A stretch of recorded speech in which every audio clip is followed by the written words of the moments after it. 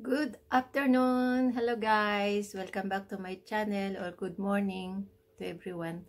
At bago po ang lahat ay magpapasalamat ako doon ng marami doon sa mga nag-subscribe at yung hindi pa po nakasubscribe at paki-click na lang po. At ngayong araw na to ay bakit ang weather?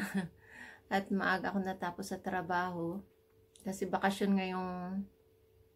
ngayong week na to, bakasyon ang mga estudyante halos dito sa Paris. Kaya yung ibang employer mga nasa bakasyon. At ngayong dahil maaga ako natapos, anuin ko muna itong kwarto ko. Makita nyo, maliit na yung kwarto ko. At ayusin ko, papalitan ko ng yung posisyon ng bed ko. At medyo tatanggalan ko ng dahon yung mga halaman at natutuyo na at prepared na sa springtime. At pagkatapos ko nito, matapos kong ayusin ito at papakita ko rin sa inyo yung kaunting lang po, kaunting kwan lang ng bahay kong pinapagawa sa Pilipinas at medyo kukunti pa lang ang mga pagbabago. Kaya sa ngayon, magliligpit ako, aayusin ko, iikutin ko itong kwarto kong maliit at pakita ko sa inyo kung ano itsura nito. At pagkatapos pakita ko din sa inyo kung ano. Kasi parang naguguluhan ako sa pagkaayos ng kapatid ko eh. Kaya binabaliktad niya yung pwesto ng mga bed. Ay maliit na nga maliit na nga itong kwarto ko, parang tingin ko lalo lumiit. Kaya pakita ko sa inyo. So bali pagpasok, ito ang makikita. Ayun, kumain ako, hindi ako nagligpit. Tapos ayan. May washing machine ng maliit. Pero yan, wala na akong magagawa. Wala na akong kundi kung pwedeng ilipat. Tapos ayan. Ang ililipat ko, ito hindi ko na rin kayang ilipat, ganyan na yan. Tapos dati may TV ako dito malaki na sira, hindi na ako bumili. Ayan yung ililipat ko, yung binago ng kapatid ko. Tapos ilalagay ko dyan sa na yan. Kasi pag ako mag-ano ng bintana, mag-ano ng halaman sa bintana, hindi ko na maabot. At saka pag may bisita akong medyo naninigarilyo, wala nang mapag-anuhan. Kaya babalik ko siya. Dati kasi nakabalagbag siya dito. Ibabalagbag ko ulit siya. Tapos, ayan.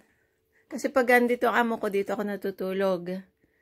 Kaya yan lang guys. Tapos magtatapon siguro akong mga gamit yan, mga burloloy na yan. Tapos, ayang halaman ko rin na ayusin ko. Inilabas ko kasi namatay. Hindi na kayanan yung lamig. Ayusin ko rin yan. Tapos, ayun. May aso kasi ang kapatid ko dito. Tapos, ayan. Walang space dito, guys. Maliit lang kasi itong room na to na paano ng amo ko. Tapos, babalik ko siguro yung carpet. Paano lang kasi ito sa akin ng amo ko eh. Pa-service lang ako. Tapos, ayan, mga burluloy na, mga kalat-kalat. Dami ko pang kalat dito, guys.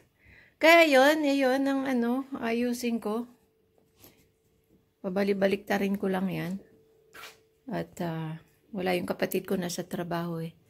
Kaya isalsi kung kaya kong magbuhat ng mga Naliliitan lalo kasi ako ng ganyan itsura eh. Kaya, ayun. Yan guys, ang aking palasyo sa Paris. Tapos mamaya pakita ko sa inyo palasyo sa Pilipinas. Sige guys. So ito na guys, naayos ko na yung aking palasyo. Nilipat ko na yung bed dyan sa sa side na yan. Tapos yung window, pwede na pumunta doon sa window. Nahirapan nga ako at nag-iisa akong nag-ikot-ikot niyan guys ng mga bigat, sakit sa likod. Tapos yan, nilagyan ko ng kortina. Kasi dati isa lang kortina niya. Nilagyan ko ng isa para pwede naman siyang isara eh. Ay, mabigat pala. Ayan, ay sasarap naman siya. Kaya kahit may natutulog doon sa kabila, ay, ang hirap pala.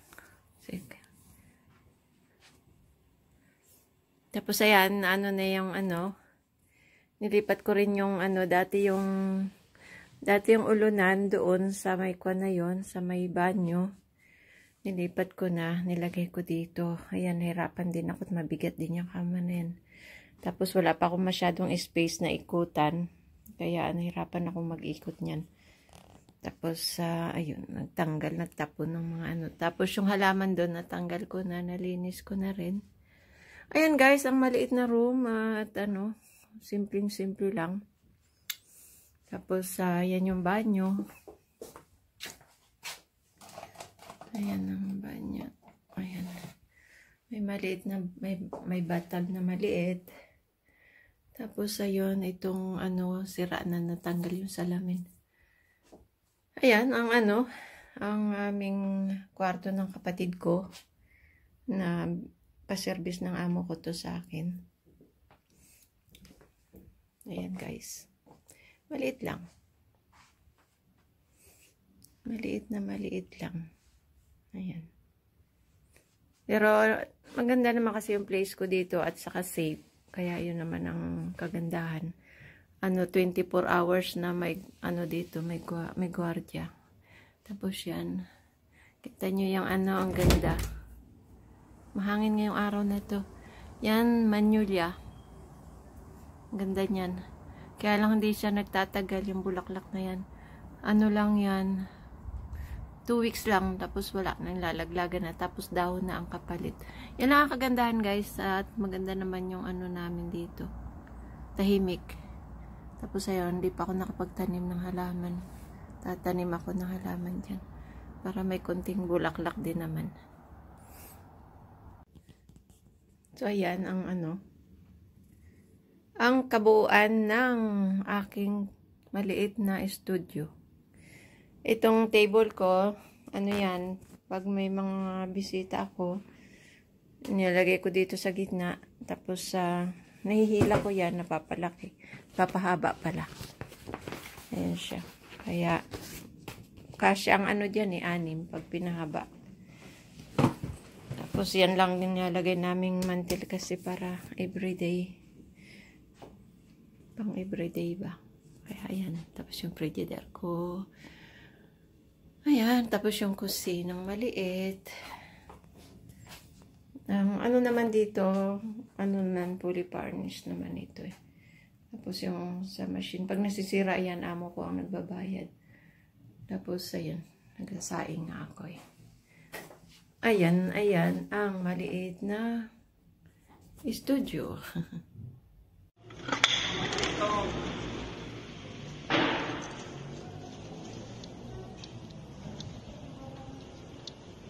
Mainiton!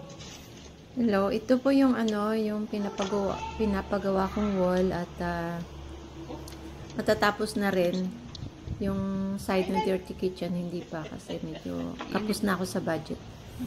Pinapatapos ko lang muna ano na lang yung pala, wall. isang haligi na lang. Tapos mainit kasi ngayong araw nito eh. Tapos itong wall na to nga sa kabila kasi niyan yung gasoline station, kaya pinataasan ko talaga. Tapos ito, yung makikita niyong butas na yan, magiging future, ano yan, gate na maliit lang na gate. Kasi sa kabila niyang kapitbahay. Tapos dati, hindi mataas yung wall na yan. Pinataasan ko na rin kasi nga magulo din yung kapitbahay ko. Kaya nakita niyo para magkadugtong. Kasi dati ganyan lang kababa yung wall. Tapos pinataasan ko na rin. Okay lang, mawalan ako ng hangin. Para at least tahimik na. Wala nang masyadong ano sa kapitbahay. Tapos yung anong yan, papatungan ko yan ng tangke. Makikita nyo yan sa taas na yan. Papatungan ko yan ng tangke. Tapos yung dulo na yun, yun yung dirty kitchen. Tapos ngayon, mag-i-stop muna ako ng pagpapatrabaho. Kasi nga mag-iipon naman ako ng perang pampatapos ng dirty kitchen. At pagpapagawa ng ano, pagpapakabit ng tangke ng tubig. Ayan, tinapos na nila yung ano yan. Magpapakabit naman ako ng tangke. Pagkatapos ko magpakabit ng tangke, ipon naman ng pampapintura. Basta matapos ko lang yung dirty kitchen na yan. Yan yung patungan ng tangke. Nakikita niyo sa likod na yan. Yan. Itong ano tangke. Tapos istakan mo ilalim. May kaputol. Ito na sa ito. Tapos na yan. Ay, ang ano yan. Yung wall na yan. Kaya, ayun. Medyo wala ng budget. Kaya pahinga uli. Ganyan lang naman ako magpatrabaho guys. Pag may budget, sige, patrabaho. Pag wala, tahimik uli. Nag-iipon uli ng pera. Kaya, Ako ako isang labor. Ako ako isa. Makakuha ka isang labor. Oo. Naamoy naman ay pakain lang. Magas na. Awa ako doon sa isa eh. Napuwing na nga eh. Uy, naman ka. Nako.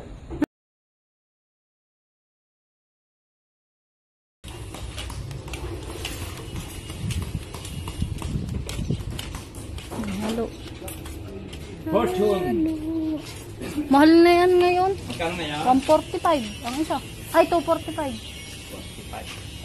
45. Mas pala ako makapagpabuhan ng bakay. 250 na yan. Hindi, mahal ngayon kasi tag-init eh. so guys, yan na po yung ano, yung pinapagawa kong wall. At, ayun nga, natapos ko na rin yung wall at ang ano ko na lang yung dirty kitchen at saka yung pagpapakabit ko nga ng ano, ng tangke. Nasa ano din kasi yung tangke, iwan ko lang yung pinakamalaki na nagustuhan ko. Nasa 35,000 din yun, tangke lang yun. Tapos iba pa yung motor kasi bibili ako ng motor. Tapos yung may filter pa siya. Siguro pati yung installation nun, siguro gastos pa rin ako dyan ng ano, mga 60,000 papakabit ng ano, tangke. Tapos yung ano ko naman, ang dirty kitchen ko, kailangan kong ano, marami pa rin akong materialis na kailangan, yung pagpapabubong at yung mga bakal, kaya sasabay-sabayin ko na lang siguro bibilhin yan, kaya mag-stop muna ako ng pagpapatrabaho kasi nga wala ng budget. Kaya yun ang ano dun guys. Kung wala ng budget, medyo naghihinga doon na ang ano ko, wallet.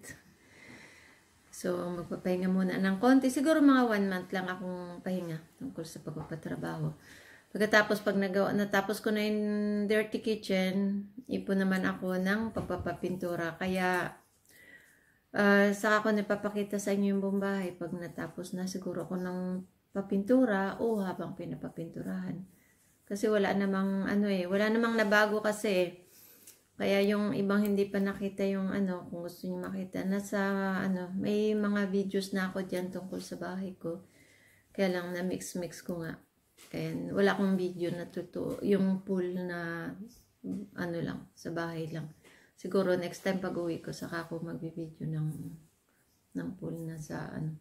Kasi yung video ng ginagamit kong yan, padala lang yan ng hipag ko. Siya ang nag-video niyan, kaya nakaririnig nyo, nagsasalita siya. Kaya yun, ganyan lang. Pag walang budget, pahinga. At dahan-dahan lang, tatapos ko rin. Ang ano, akala ko nga, 5 years ko yan bago matapos. Nag-simula naman ako dyan ng 2017 April. Bali, 2 years na rin. 2 years na sa ano, itong April na darating, 2 years na ako. Kasi 2017. Kaya 2 years na ako nagpapagawa ng bahay.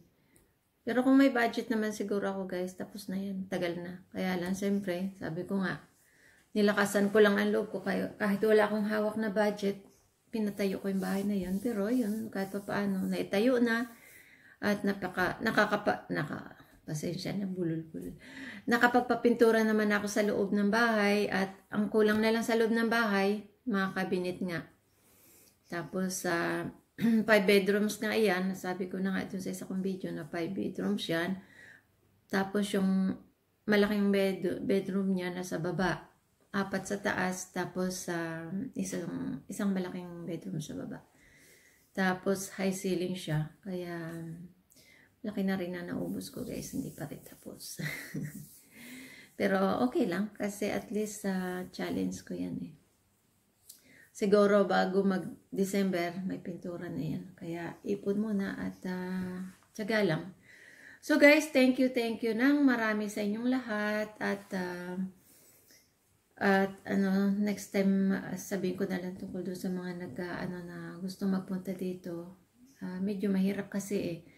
Kaya gagawa na lang ako ng isa pang video para dyan guys. At yung mga nagre-request kung paano magpunta dito at hindi ko kasi masagot yan guys, mahirap. Kasi hindi naman ako agency. No joke. So basta lang ako may magagawang tulong, natulong ako. Pero pag wala talagang hands up na. So, ayan guys. At yung mga hindi po nakapag-subscribe pa, pakisubscribe na lang kung gusto nyo lang. At yung mga nakasubscribe po, maraming salamat sa inyo, sa mga dating nag-subscribe, sa mga dating nanonood. Marami pong salamat sa inyo. Kaya lang talagang sa ngayon, busy ako sa mga trabaho ko. Dahil parating na naman ang amo ko at sumobra yata ang trabaho ko ngayon. Kaya busy talaga. Kaya minsan sabi ko, kailan kaya ako makakapag-YT?